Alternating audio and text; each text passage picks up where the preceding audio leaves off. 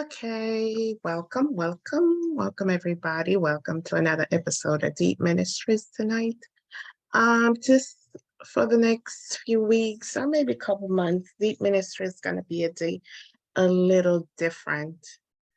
Um, I'm gonna share a book that I found online, titled The Christ Letters. I've been listening on YouTube for a little bit, but this book, it's really deep. It's really deep. I'm gonna go into the back history of about this book. Um, the name, it's Christ Letters, and reading more into it, it says we should refer it to Christ Letters from Christ's Way. And I'm gonna go in this with this presentation and others to come for the next couple months. This is where I'm gonna be learning as much as presenting. This book is so deep, and every time I listen to it, I find something different. And there's just some things in this book. I have to go. We have to. It's a book you have to do the work. So the objective for this presentation is these letters. I think there's many different letters. I think approximately 9 letters. And the objective for this presentation is the reason for these letters. Are these letters real? Does these letter coincide with the Bible teaching? Understanding who we are, understanding channeling, applying these teaching in our daily walk. So this book was channeled by, she described herself as a recorder. I'm gonna go a little deeper into how this all gets started. And this is the recorder who said the Christ consciousness used her body to write these letters. And as I say, this presentation, this book, to understand this, to get the knowledge, you have to do some work. You have to research everything you hear on this presentation in these letters. You have to start, well, if you're listening to this presentation, you started the journey of becoming Christ consciousness, because this presentation, you have to be able to discern. You have to be able to discern. That's why I put this little heading, warning. As I went through these letters, these are some of the points I came up with. These letter, it goes against conventional teaching literally, but if you go deeply in the word, it lines up. So that's why I say, if you listen to this, you have to have the spirit of discernment. And I put only with discernment and the leading of the Holy Spirit can we know if these are the Christ letters. I'm not here to tell you that they're the Christ letters. I'm here to read them to you so we can, and all of us collectively who listen to this presentation can discern if they think these were written or inspired by the Christ. And as I said before, spiritual work is needed in understanding these letters. This is not something you can come and listen to. You have to write down. If you're interested in this series that I'm going to do, get a notebook. It's like a daily repeating in yourself. But as for me, I can tell you that if you really meditate and believe upon some of the things you hear, oh my gosh, your life become anew. And the proof, don't think you're gonna find any proof. The proof's gonna be within. You know, it's not going to be understanding. Everyone's not going to understand it, but you're just going to know within you, just know within that this um this is an inspiration, and it could be from the Christ consciousness. You have to come up with your own thinking. I'm not here to tell you it is. I'm just going to read, and we're going to learn together. I'm going to make some highlights for each chapter so we can have a takeaway of what we learn from each lesson. Tonight, I'm going to start with lesson 1.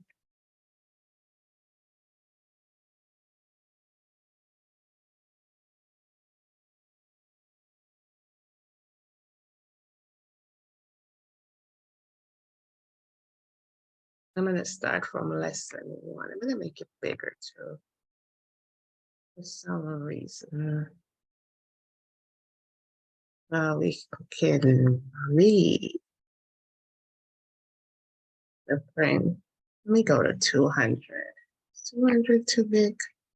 Yeah, let me go back down. 175. Introduction. So this is a PDF version of it. I saw online there. The book is also available on Amazon, but I read the reviews, and a lot of people said it doesn't represent the original version. So a lot of stuff is missing from the original version, but I found this PDF version that says that you could download. This is the original version that came out in 2007, and the title of it is Christ Letters. And it starts with Christ returns to speak his truth. He says, I know I have come to rectify the misinterpretation placed on the teachings given when known as Jesus in Palestine 2,000 years ago. So this is the recorder speaking. And he also says, because people are on the threshold of a world crisis of enormous proportions, it is vital for survival that I, the Christ, should reach all who will listen. You know little of the true processes of creation in which you yourselves play a major role. It is imperative you should understand them sufficiently to enable you to embark on the implementation of a higher vision for all humanity. So this is the reason why the recorder said Christ came. He says, we have no knowledge. We have little knowledge. We have little knowledge of the creation on which we ourselves play a major role. So it's imperative for us to understand them sufficiently to enable us to embark on the implementation of a higher vision for all humanity. And to coincide with the Bible, it says, at the end, he's going to pour out his spirit on all flesh. And it also says that knowledge will increase. So according to this recorder, the Christ consciousness came to her so he could set things straight, because he says when he was Jesus in Palestine 2,000 years ago, there was a lot of misinterpretation of his word. In 2,000 years ago, there was a lot of interpretation of his word. And it says, it is impossible for my spiritual consciousness to take on human form to enable me to speak to you directly. I have deprogrammed and prepare a receptive, obedient mind to receive my truth and frame it in words. She is my recorder. And this is said, it's impossible for him to inhabit human flesh anymore. He's probably too great and on a different realm that this flesh can't even fill his body. So when we talk about Christ coming again, is it coming through this recorder? Is it coming consciously? As we read this letters, a lot of these answers is gonna a lot of these questions is gonna get answered. The work of preparing me to become Christ. So it's a lady. So she's telling you about the work that she has done in her life to become Christ's recorder. So the work of preparing me to become Christ's recorder began 40 years ago, when, as a committed Christian, encountering grievous difficulty as a farmer and asking Christ for help. And an unexpected, forceful answer caused me to re-examine and discard all religious dogma. So this is the life of the recorder. Enlightenment followed and clearly led in new directions of work and study. I founded a business dealing with people which flourished. For 7 years, I enjoyed success and much happiness. To grow in spiritual understanding, I went through diverse, very traumatic human experiences, and after much suffering, painfully and gainfully learned their lesson, then transcend them spiritually. One evening, in response to prayer for guidance, the presence of Christ became a reality, who gave me irrefutable proof of his identity. He spoke to me for an hour, sending strong waves of cosmic love through my body, and gave me a brief description of what I was to be taught and eventually achieve. A fortnight later, he led me through a transcendent experience of consciousness union with God. I became a healer and instrumental in some instantaneous healing from 1966 to 1978. At important points of my life, in response to questioning, Christ instructed me in spiritual scientific principle, now explained by Christ in his letters. In 1975, I experienced a night of visions describing events between 1983 and 1994, all of which came true. I was again told there would be work for me to do in the future. Eventually, after many and varied vicissitudes, many and varied vicissitudes, always alleviated by my strong connection with Christ and my deepening understanding and personal experience of first cause, I was brought to my present home. Here I have lived an increasing solitary life in the past 20 years, sometimes in clear and close contact with Christ, and sometimes left to strengthen my faith and patience in the spiritually dry periods. In the past 4 years, I have been led through mental, emotional purification, reaching my goal of perfect inner peace and joy. Christ had put me through Christ has put me through a gradual but very clear refining process. When perfectly empty of self, malleable and receptive, the voice began its dictation and the letters began to take shape. These letters are entirely the work of Christ. Nothing in them has been derived from other literature, although in recent years, certain writers have obviously drawn much of their own inspired insight from Christ's consciousness radiation of truth. All those who are in harmony with his consciousness are greatly blessed. I am merely the recorder, nothing more. So we see what this recorder has been through in our life to be able to be the recorder of Christ. She described her struggles. She described her victories. She describes how she has to do the work of inner self. So to be prepared, to prepare her to be the recorder of Christ. And that's where we see that nothing, and this lines up with the Bible as I read it, his grace is sufficient for us. The battle is not ours, it is. He take us through the victory. We're not all gonna have peace and splendor. We're gonna have difficult times. And it says we will reap if we faint not.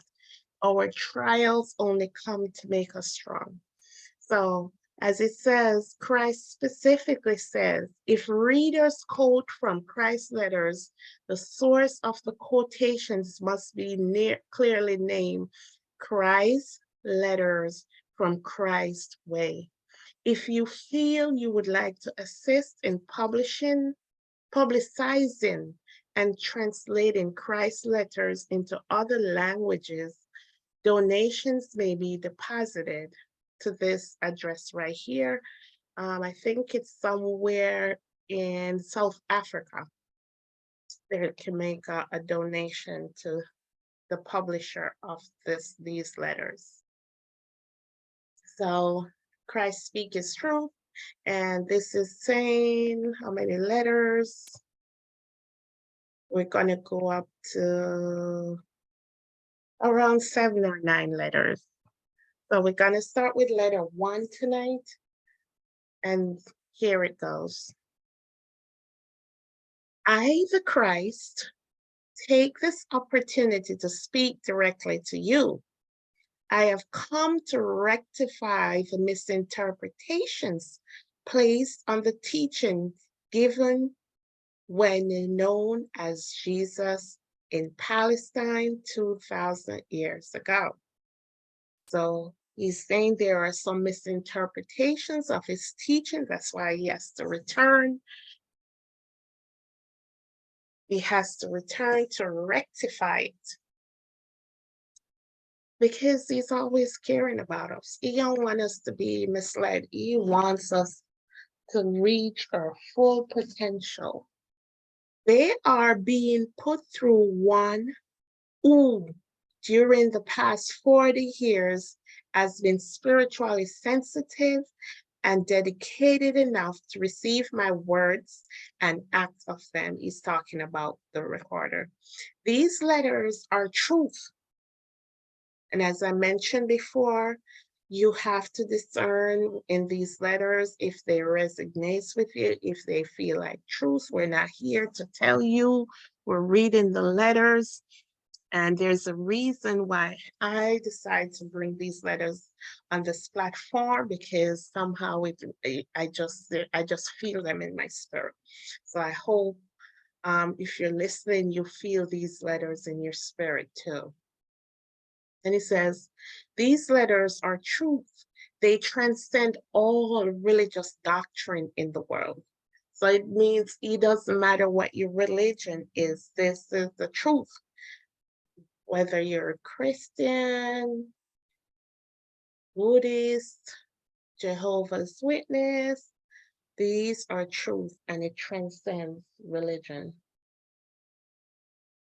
These letters will liberate you.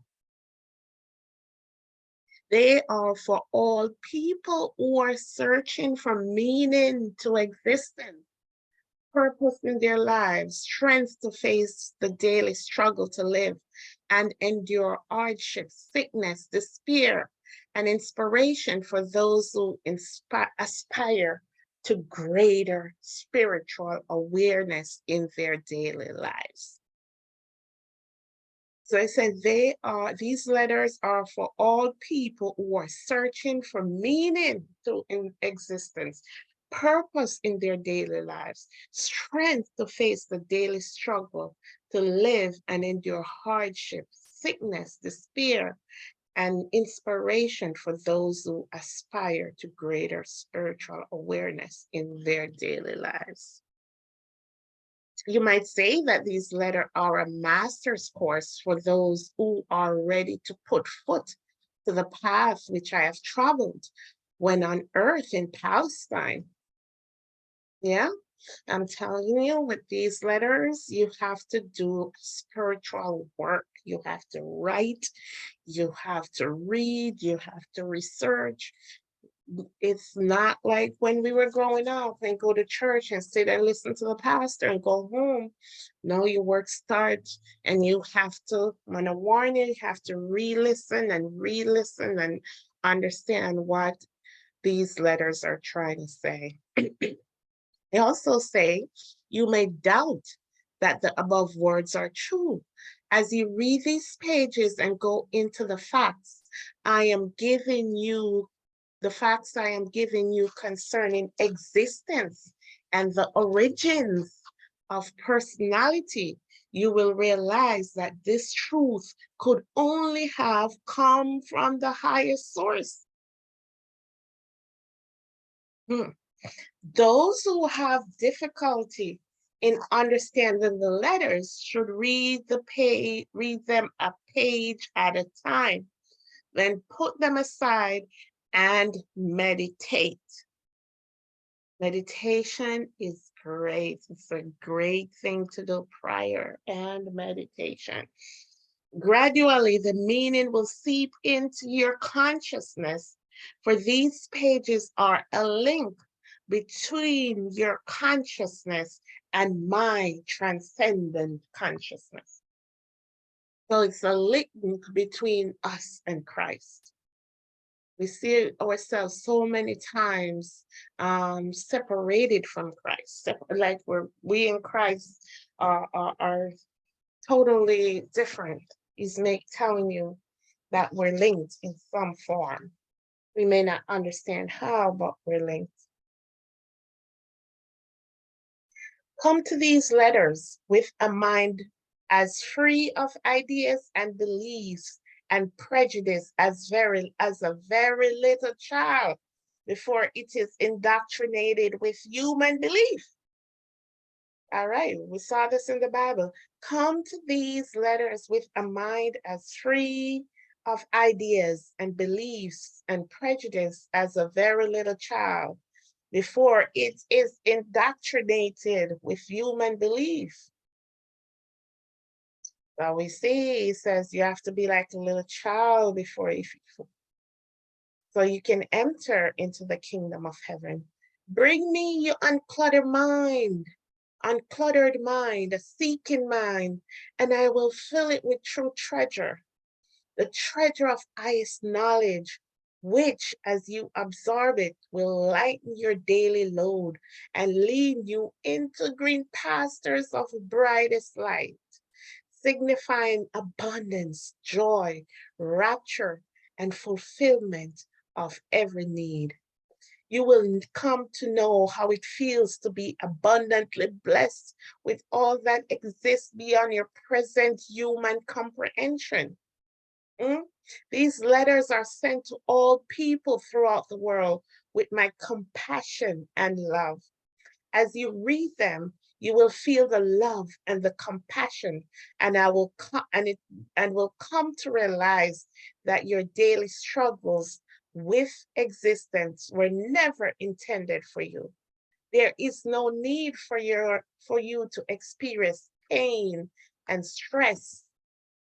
When you understand, absorb, and practice the truth of existence consistently, I think, let me read this again. Okay, there is no need for you to experience pain.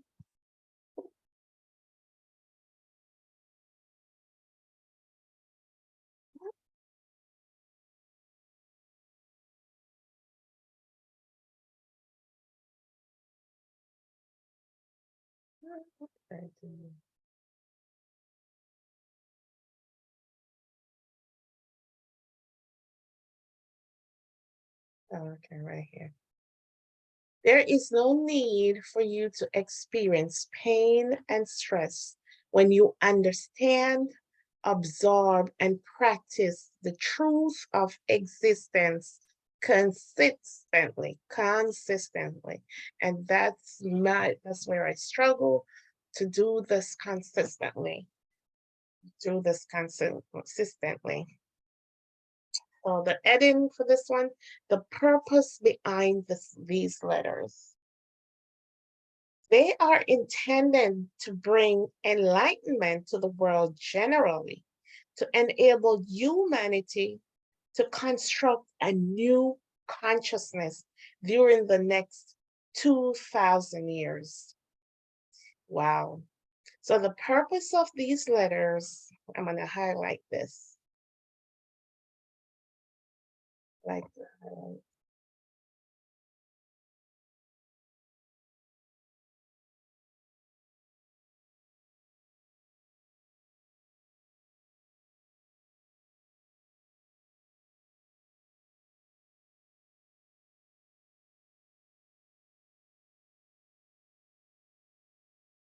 So the purpose behind these letters, they are intended to bring enlightenment to the world generally, to enable humanity to construct a new consciousness during the next 2,000 years. That's the plan for Christ for us for the next 2,000 years, a new consciousness. These letters are the seeds of the future spiritual evolution of humankind. Spiritual evolution. Note well, it is the spiritual evolution of the human consciousness that brings about the mental and physical evolution in your personal and global lives and brings humanity into ever more harmonious states of well-being.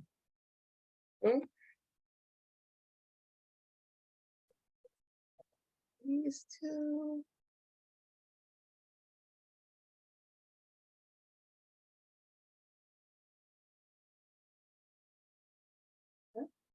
So it's this spiritual evolution of the human consciousness, poured her spirit upon all flesh, the return of Christ, the spiritual evolution of the human consciousness that brings about the mental and physical evolution of your personal and global lives and brings humanity into ever more harmonious states of well-being.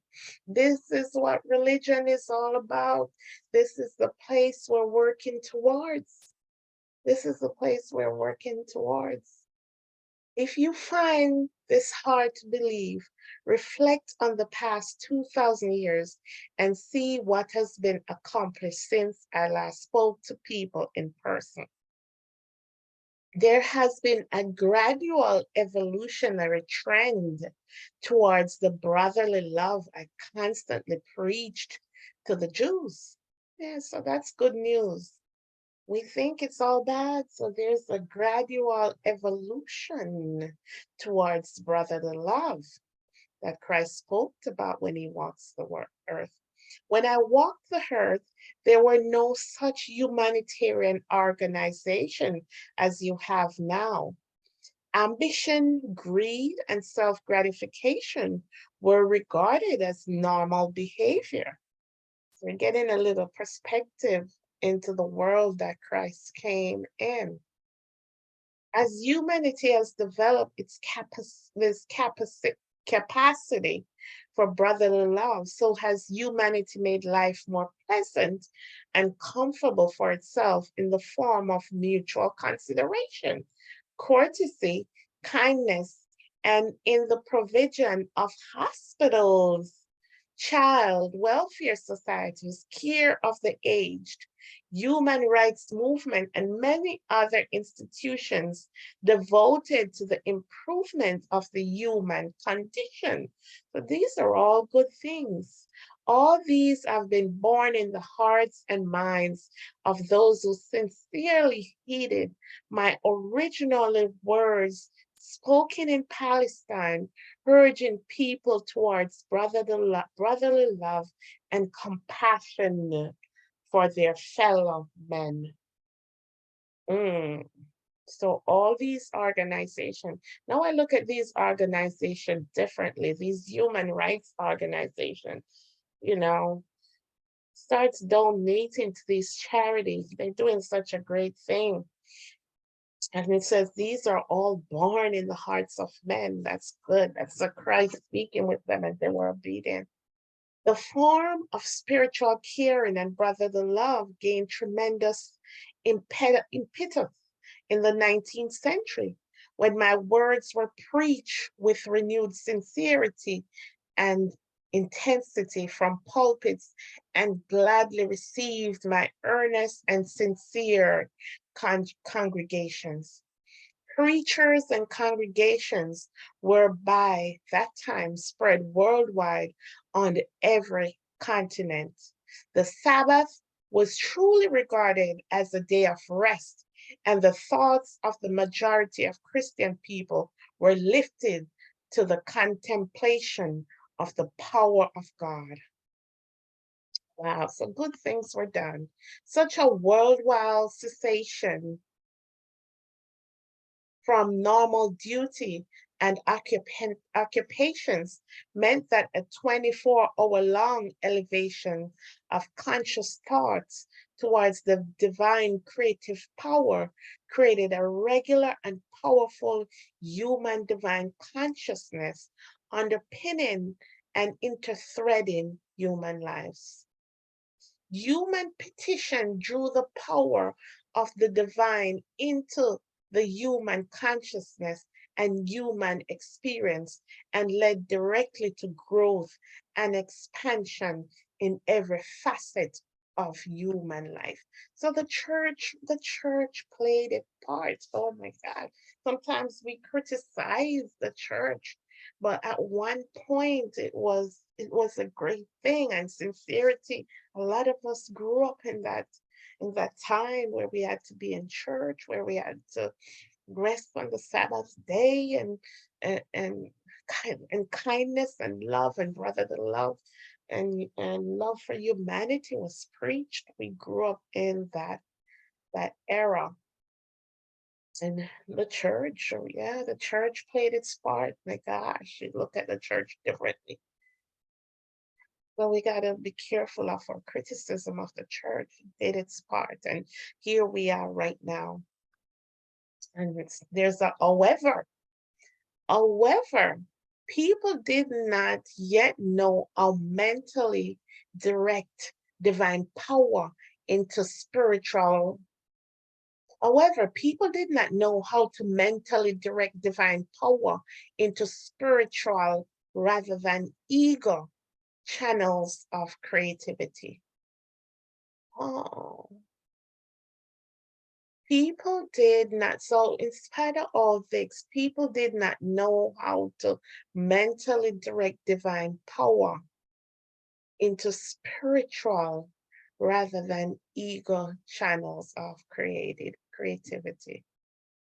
So in spite of all this goodness, there's an aspect of divine power, aspect of spirituality that was lacking. And it says ego channels of creativity. The ego means it's the opposite of spiritual, egotistical. Oh. Consequently, the expansion of collective consciousness brought evil results arising out of the ego power, as well as the good results produced by the spiritual consciousness of inspired and enlightened people. Oh, so Consequently, the expansion of collective consciousness brought evil results arising out of ego power, as well as the good results produced by the spiritual consciousness of inspired and enlightened people. Oh my God. So the ego the ego is the opposite of spiritual. There was a collective consciousness, but that ego, that self came up in it. Oh my God. And create evil, as well as the good results produced by so they were evil. It wasn't all bad and it wasn't all good. The ego came out. Men want to be recognized. Ah, that ego, we have to put that under subjection all the time by the spiritual consciousness of, I'm going to highlight this part too, because this is real. This is good to know.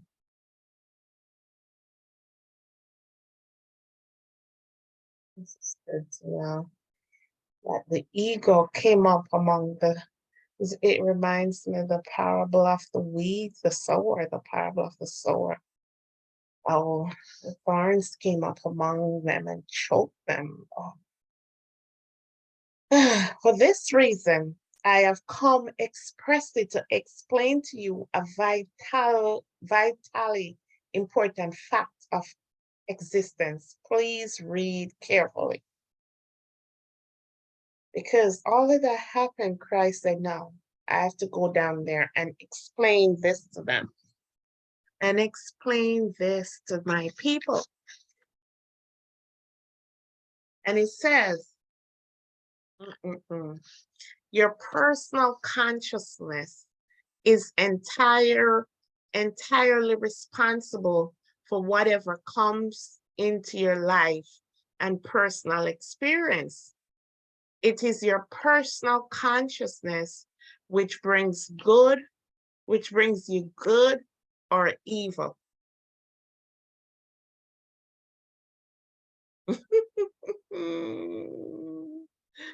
Your personal consciousness is entirely responsible for what comes into your life and personal experience. It is your personal consciousness which brings you good or evil. So it's us, it's us, it's us.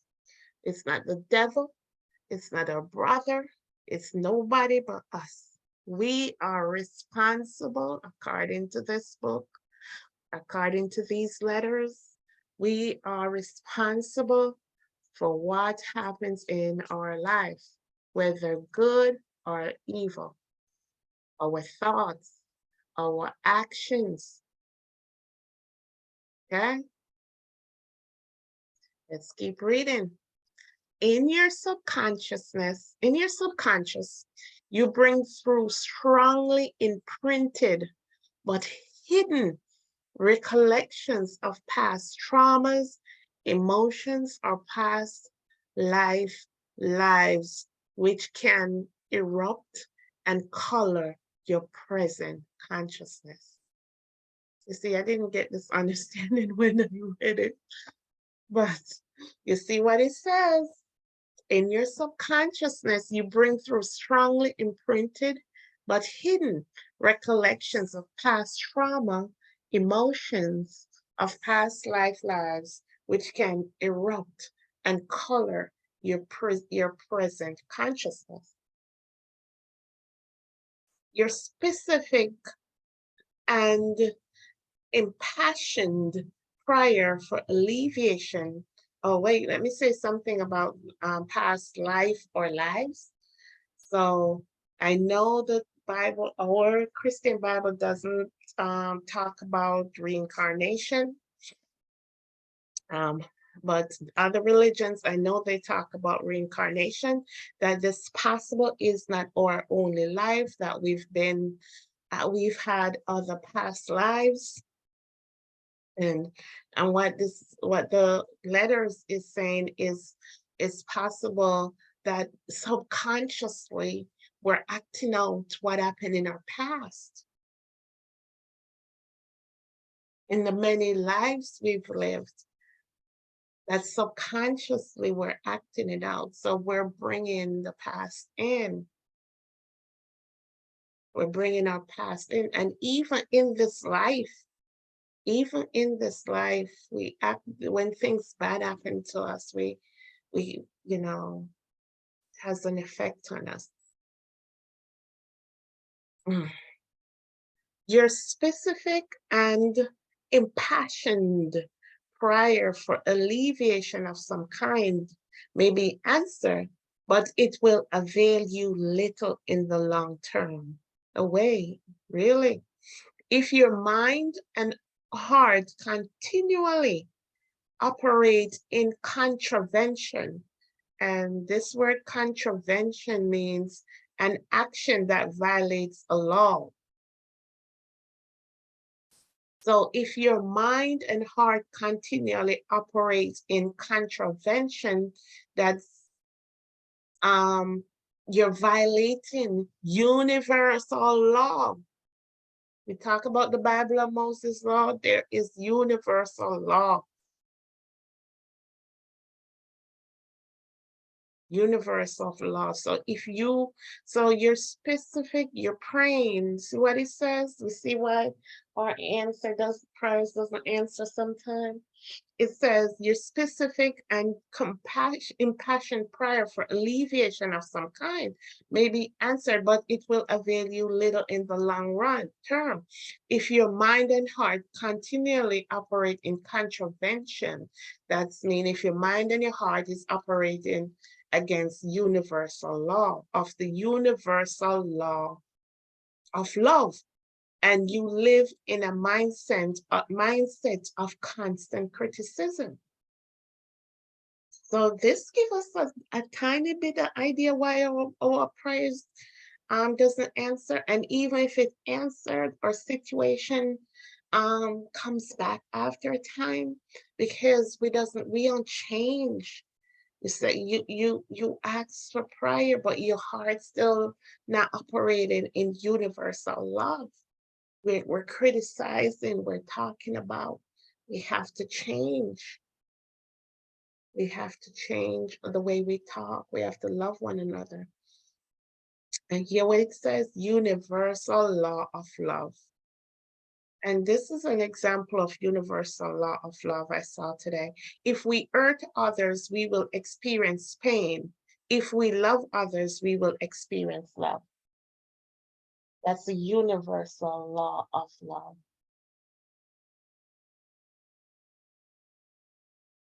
Universal laws existence relates only to activities of consciousness and are exact and undeviating. They are not rewards or punishment from God. I repeat, are not punishment from God. They relate to causative factors of consciousness which attract, magnetize electrical particles that thus bond together and appear to the world as outer visible solid forms and experience. Let me read this again. So there are universal laws of existence. I think I was trying to look today. This is kind of new for me because I heard about universal law, but I never looked. Just in this awakening, I'm trying to gain an idea of universal laws. There's, I think some say 7, some say 12. So he says universal law exists, relates only to activities of consciousness. So activities of consciousness, it doesn't relate to our physical body and are exact and undeviating. You know, we weren't taught about universal law, we were taught about Moses' law. It says they are exact and undeviating. They are not rewards or punishment from God. I repeat, they are not punishment from God. They relate to the causative factors of consciousness. There's a cause and effect. That's what that means. Whatever you do, it has an effect somewhere else. Whatever you speak, whatever whatever you have in your mind, there's a cause and effect. There's always an effect for your actions. As someone, I think we said, for every action, there's a reaction. And it says it's not, a lot of us think it's a punishment for God, but it reminds from God, but it reminds us that this is, our action is causing the reaction, what we're getting. Whatever is happening in our lives is our action. We are causing it because the choices we made, the words we speak, whatever we do, when, we are doing it. There's a universal law that there's cause and effect. And that's what this is saying, that they relate to the causative factors of consciousness, which attract, magnetize, and they attract, magnetize, and it says they are electrical particles that thus bond together and appear in the world as outer visible solid forms and experience. So there's also there's an electromagnetic thing going on within us, bonding and rejection.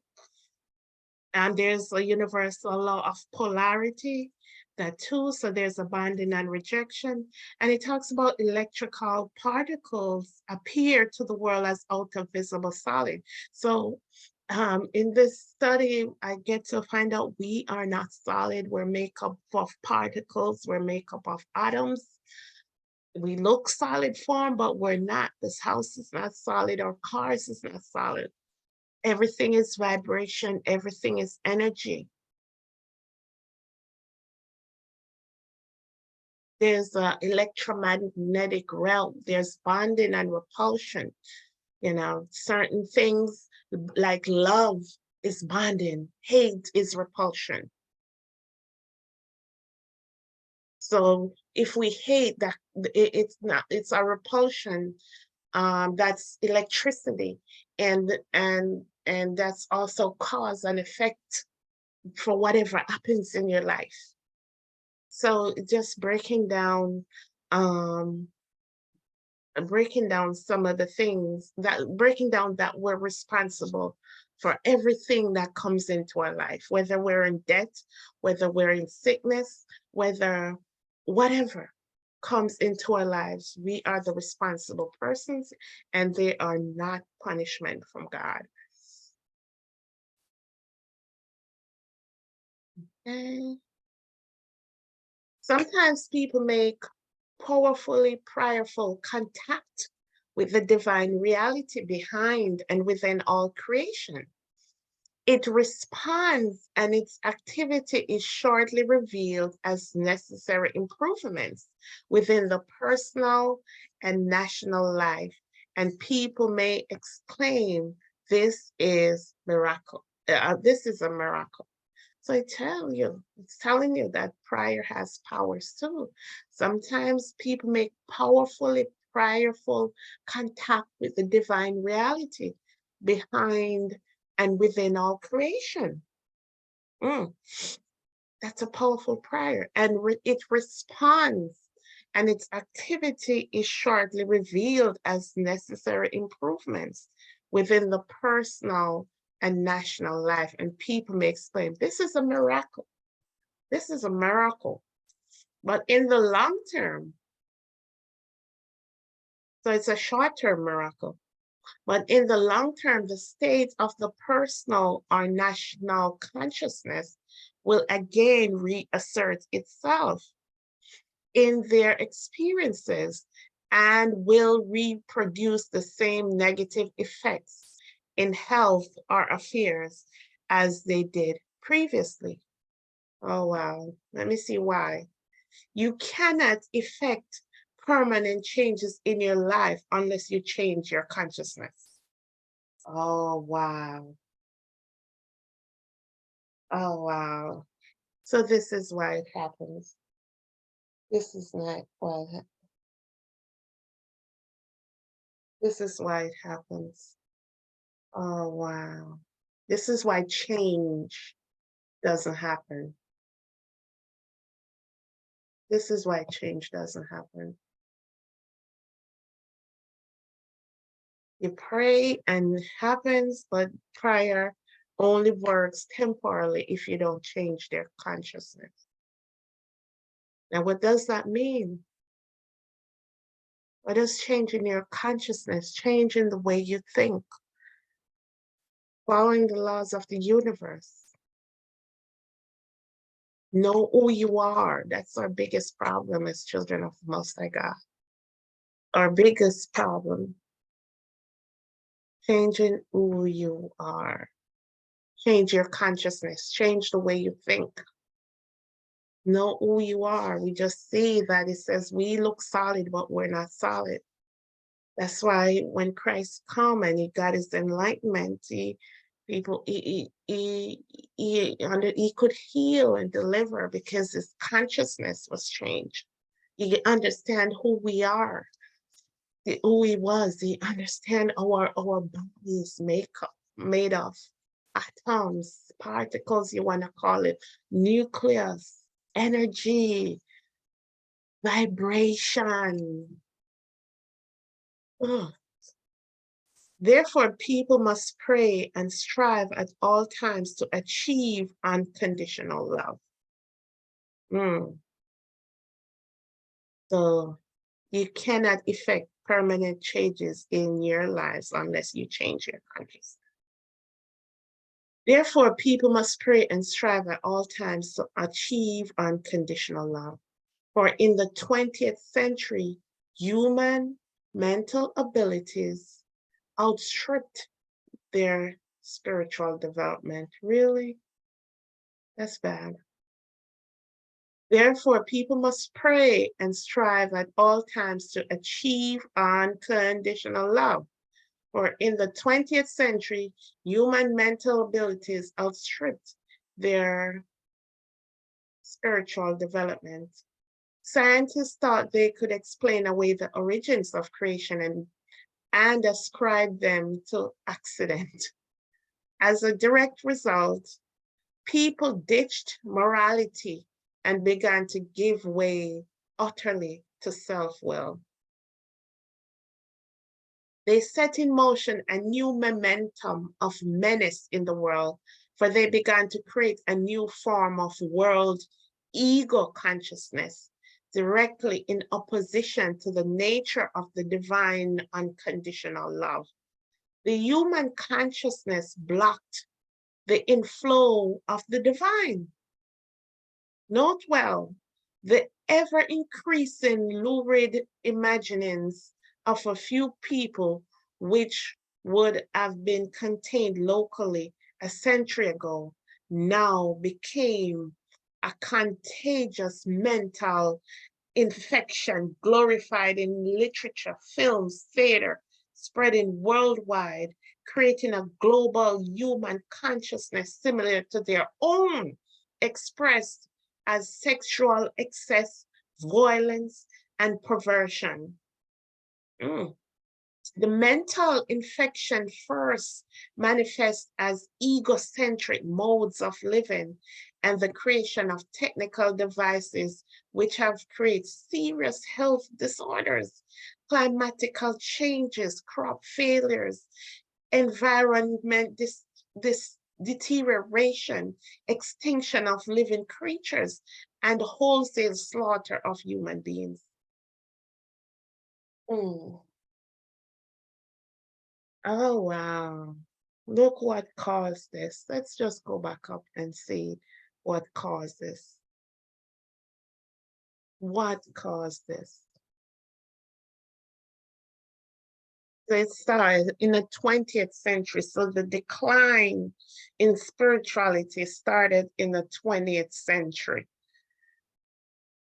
Human abilities outstripped their spiritual development.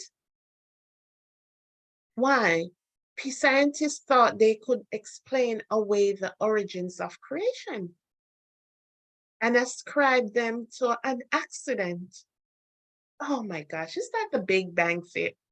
The Big Bang? Ascribe them to accident as a direct result. People ditched morality and began to give away utterly to self-will. So this is what caused all that? So they probably said it was an accident, the Big Bang, and it wasn't a cause of the divine nature.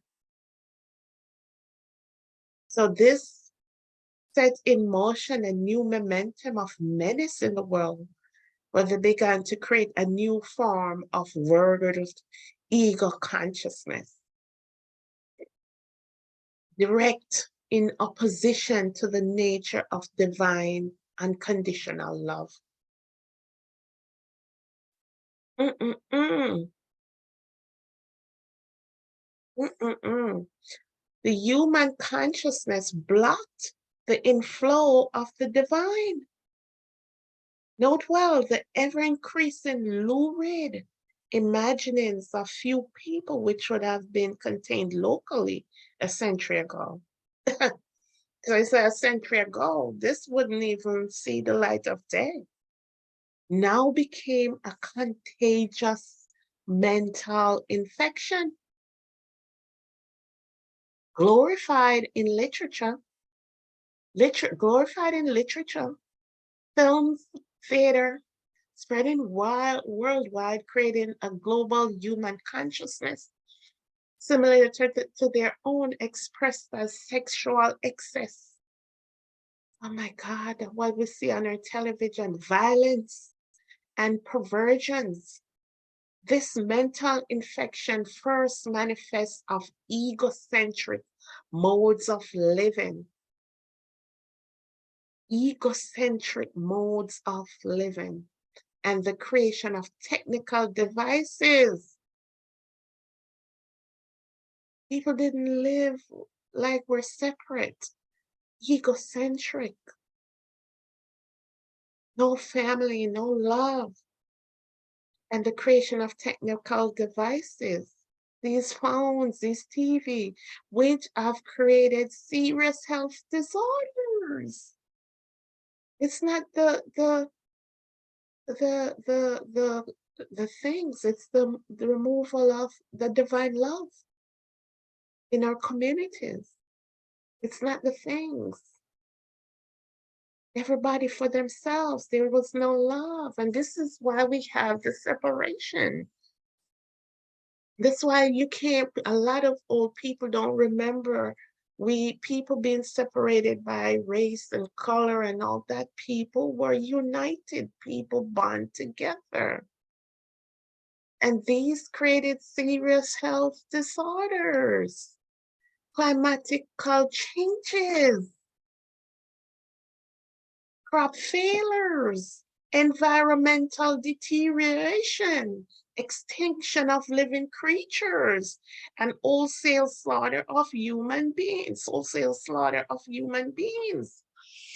It's not what's doing it, it's not the things outside affecting us.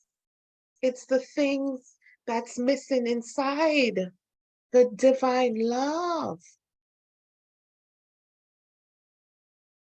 The divine, this is missing. That's why we have the divine unconditional love. Divine unconditional love has been missing since the 19th century. That's what's causing health problems. That's what's causing disaster. That's what's causing food shortages. The missing of the divine love.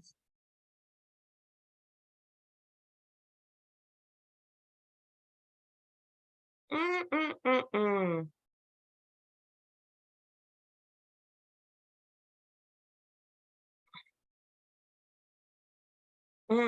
Mental infection manifests in the human personality as deranged and destructive behavior, drug taking, abominable cruelty, and depravity, gangster operations, and sexual excess, thus as a vicious circle of malignancy and perversions of thought and activities being created by entertainment and media magnates the purpose to capture egocentric public invested interest. Mm, mm, mm, mm, mm. This is what's caused the decline in our. It's not global warming. It's not divine love. We all have love for each other. The divine love is missing in our society. Talking about the Big Bang. That's all crazy science, but and basically this saying says 1,000 years ago, nobody didn't believe in no Big Bang. Everything was created in love. The divine love consciousness, everything was created like that. Something happened, something changed. Mm-mm. The storms and all this, you see? And perversion thoughts and activities being created by entertainment and this is why we see, if we just take a look and we see our our society, oh my God, it's just set up against God. The sexual excess, the entertainment, the rap, the I'm not gonna say rapping, but the words that use in songs. Oh my God, we don't know we're killing ourselves. We're not just it's killing ourselves and our society. That this is what's killing our society. This is what's causing some of the storms and stuff. Okay. Your TV and cinema screen has become the new Bible of human behavior. I know I'm guilty of that too. Personal tragedies unknown to humankind a century ago have become rife, and people live in fear of walking in the streets. Households are barricaded behind eye walls. Family and social problems are taken into regular public debate, and so the saga of human misery is perpetuated.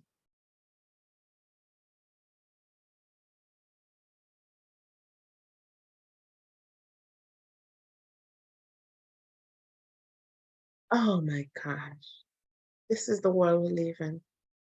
No, he's saying this is why he has to come. This is why he has to come through this recorder because things have changed. This is not all it was. This is not all it was. People tragedies unknown to humankind a century ago. They didn't have these tragedies. Have become rife and people life in fear, walking in the streets. Households are barricaded behind high walls. Yeah. Family and social problems are taken to regular public debate. Jerry Springer and to the saga of human mystery is perpetuated. This is the beast.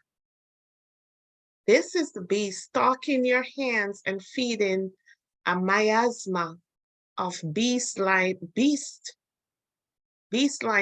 into innocent mind. It will be perpetuated until my Christ knowledge is acknowledged and accepted and lived by the majority of people on earth. Because this knowledge will show you how to get back on the true path of life in order to start creating the kind of lives you truly desire.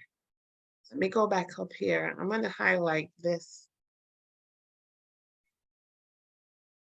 We talk about the beast. We talk about the beast.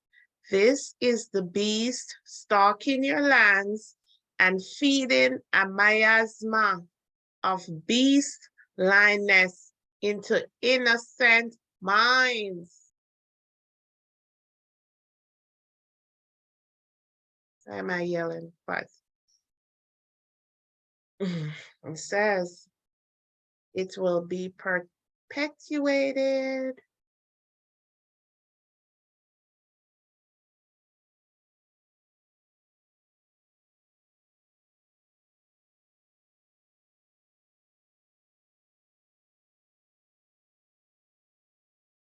What if this entire system that came up against that divine love is the beast? What if all these things we're reading about is considered the beast? Mm-mm-mm-mm. Okay. And it says, and that's why he's writing these letters. It says, it will be perpetuated until my Christ knowledge is acknowledged, accepted, and lived by the majority of people on the earth, not by everyone, but the majority of people on the earth, because this knowledge will show you how to get back on the true path of life in order to start creating the kind of lives you truly desires. So we see, because I am unconditional love, I am speaking the truth, which many spiritual minds suspect, but which is rejected by those who are spiritually blind. At the moment, I like that. At the moment, people are gonna wake up. People are gonna wake up because, say this again, because I am unconditional love. I am speaking the truth, which many spiritual minds suspect, but which is rejected by those who are spiritually blind at the moment. These words are not spoken to threaten or punish you, but to alert you to the source of all the unspeakable horrors which daily fill your newspapers and TV screens.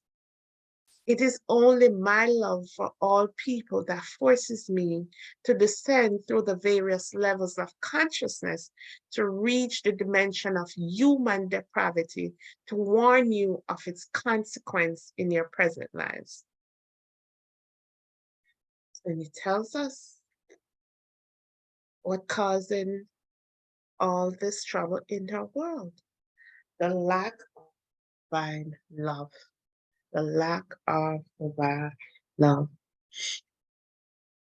You wonder from whence has come the HIV virus, which attacks man's precious self-defense system, the immune system, and also targets his abilities to procreate.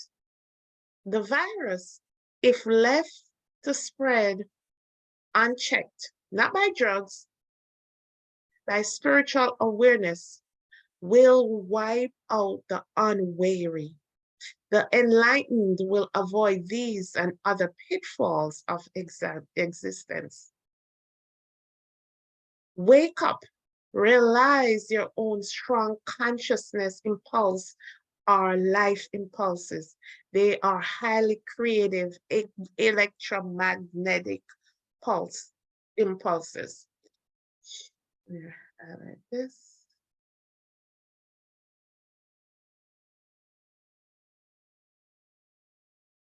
So this virus, if left to spread, let me look for the word unwavering.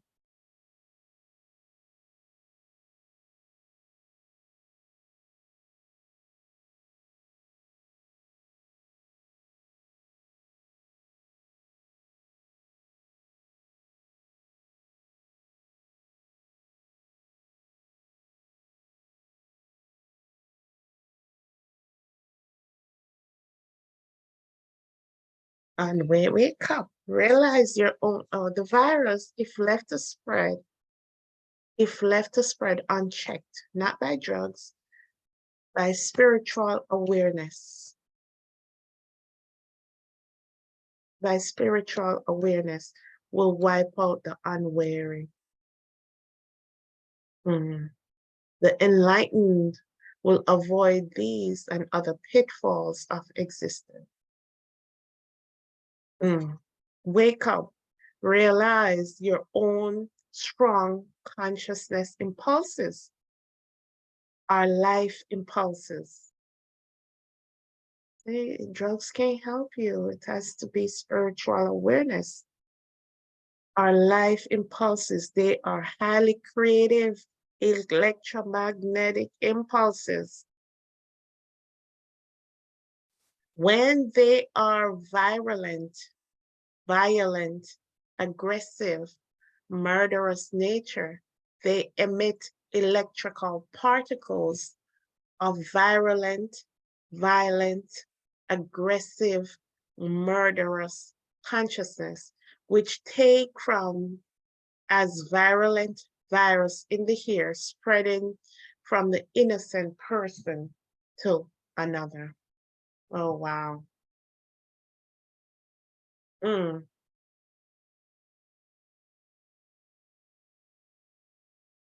mm.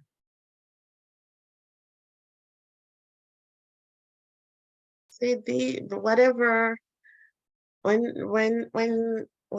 these things going on around us, our consciousness is emitting these particles, spreading from one person to another.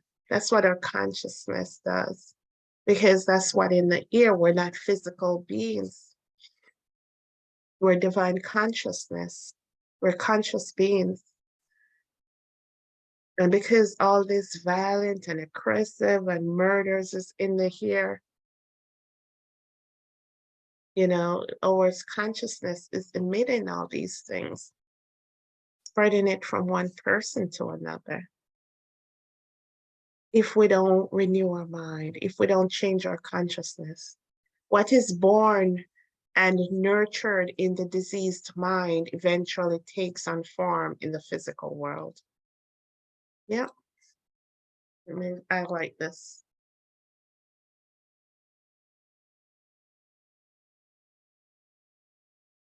I like this. This is good.